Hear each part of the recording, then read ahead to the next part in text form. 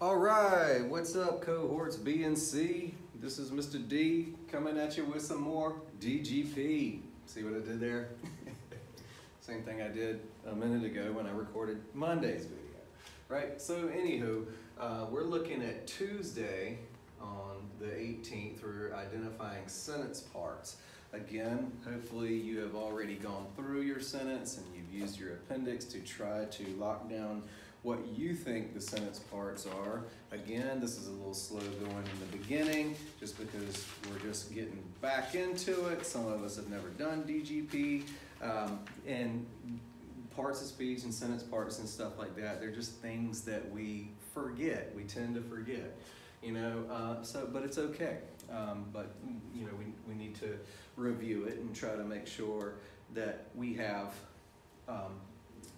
the language locked down tight, so we're very fluent in that, So we speak fluent grammar in Mr. Delamar's class. It'll again come in handy when we start doing close analysis essays and things. Okay, so I like the movie Clueless. It's based on Jane Austen's novel Emma. You can tell you have two different things going on. I like this, and it is based. So remember, to have a sentence, you have to have a subject and a verb. So we have two sets of subjects and verbs in this particular sentence, right? In this case, the subject is I. And then we have like, which is a verb. And we always want to identify whether or not the verb is transitive or intransitive.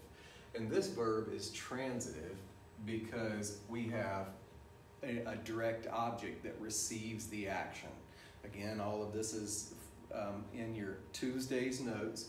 And so the movie is your direct object, and Clueless renames the movie. And so that is called an appositive, all right? And this is an essential appositive because it is a proper noun, and it needs to be. I like the movie.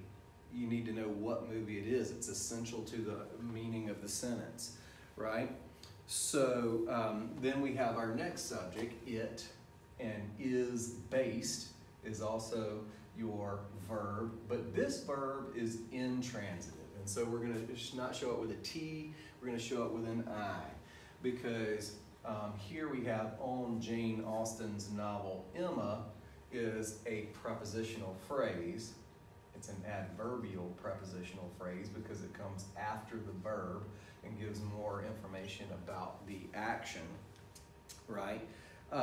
And it has also a positive, Emma, right here, okay? And so that is basically what you need to know about.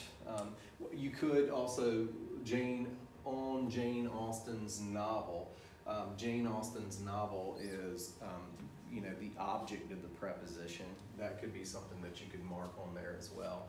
But for today's purpose, you just need to know that you have a subject, transitive verb, direct object, subject, intransitive verb, because there's no direct object, because the object of a preposition can never be a direct object. That's a rule, okay? Live it, love it, learn it.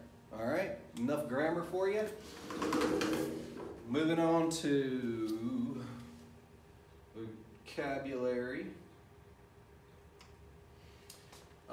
Yesterday we looked at 5 words. Today we're going to look at 5 more. We'll do 5 a day for the first week.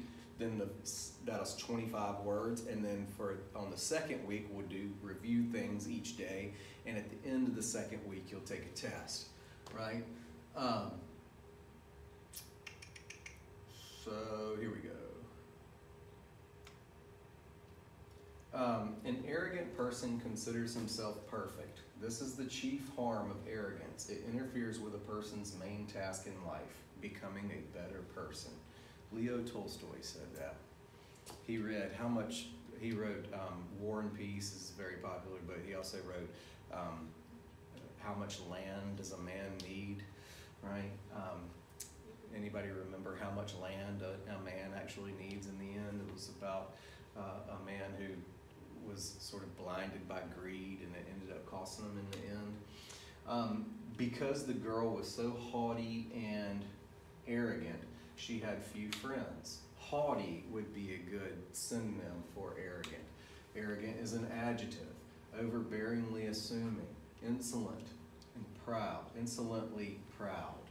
Okay, and to be insolent is also another good adjective, synonym for arrogant, right? So jot that down in your notes. Moving right along. Brazen is another good synonym, excuse me. Okay, next word. Oh, we'll lose a poor guy right here. Okay, I have in blank to liver pudding. You can tell that whatever word it is on that list, it starts with a vowel, because "and," that indefinite article "and," lets us know that it's going, our context clues telling us that it begins with a vowel, right? Liver pudding, ooh, yeah, that's probably the face that I would make too.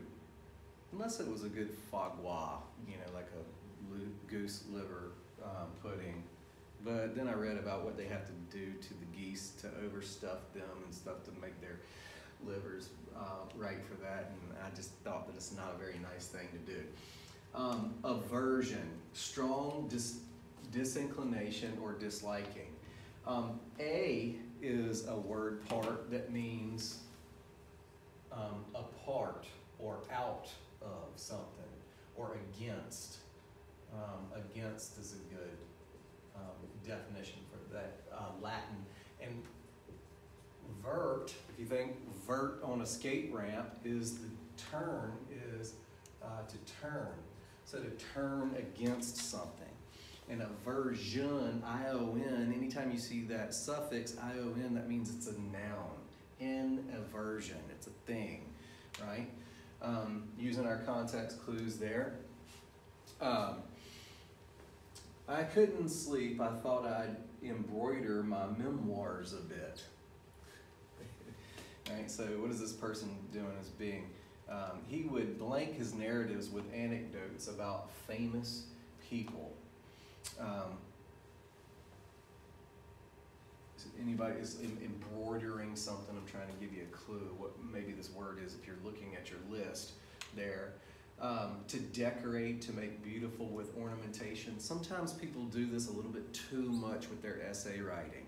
Maybe you want to do this with your poetry and stuff, but it can be a bit much. If I ever write cut the fluff on your AP essays and stuff, this is usually not the time to try to embroider your language or embellish. You don't want to embellish it too much.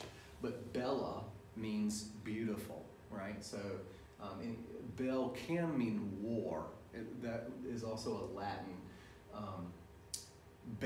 word base that can mean either beautiful or it can mean war, like rebel, rebellion, right? But in this case, bella, it means beautiful, right? And that's a Latin Romance language word part, right? Next up,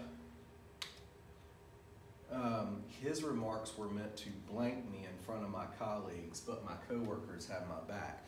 You can tell by the context clues that this word has a negative connotation to it, doesn't it? Disparage.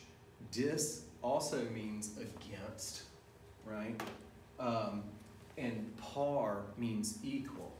So if dis is against, like A can mean apart or against, dis and par means equal. It means if someone makes some disparaging remarks, they're trying to make remarks that are making you feel small or humiliated or not equal to someone else. Not nice. Not nice thing to do. To degrade, to speak of someone or something in a derogatory manner, right? All too much of that in our world these days. Maybe what we need to do is find ways to not disparage people, but to build them up, right? It's all about how you make people feel. So, to belittle or deprecate, self-deprecating humor, like make yourself the butt of the joke to make other people feel at ease in a situation, maybe. All right, moving right along, you have these two people, they're arguing. I love this old like flash pop comic strip art, right? Angry words can blank resentment and strife in a marriage. You can tell from the word part that it is a verb. Engender. And gen means, it can mean, if I put this over here, would you be able to see it? Let's stay with this. In means into. Ingen means birth, or start, or kind. Like a genre of literature is a kind of literature, right? And in this case, like genetics, you're talking about birth or the beginning of something, genesis, right? To cause, to produce, or to create. A positive way. Angry words can engender resentment, but a good teacher hopes to engender or foster a sense of love of learning within his or her students, right? So it doesn't have to be negative connotation like that, right? So here we have this guy. He looks like some kind of fat cat corporate dude, and all these regular schmoes are hanging on for dear life. The couple got married even though there was a great blank in their ages. Disparity.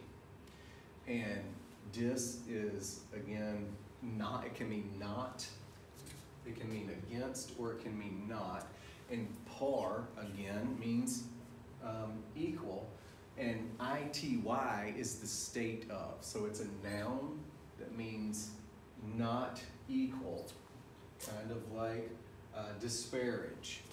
And I guess in this case, the image is showing the disparity between the corporate fat cat dude and all of these regular people. It looks like it's making some sort of statement about banking and the housing market and things, and who's got all the weight, right?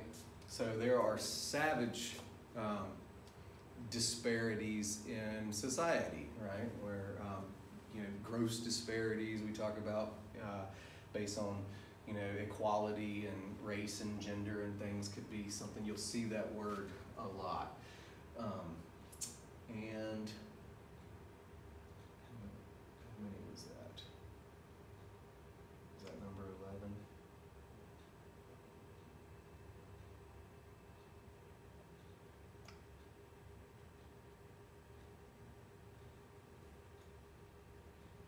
Okay, I think I went over one. That's okay. All right, and that's your grammar and vocabulary for the day. Put it in your notes, and then those of you at home, you're still working on your novel projects, and we'll see you soon.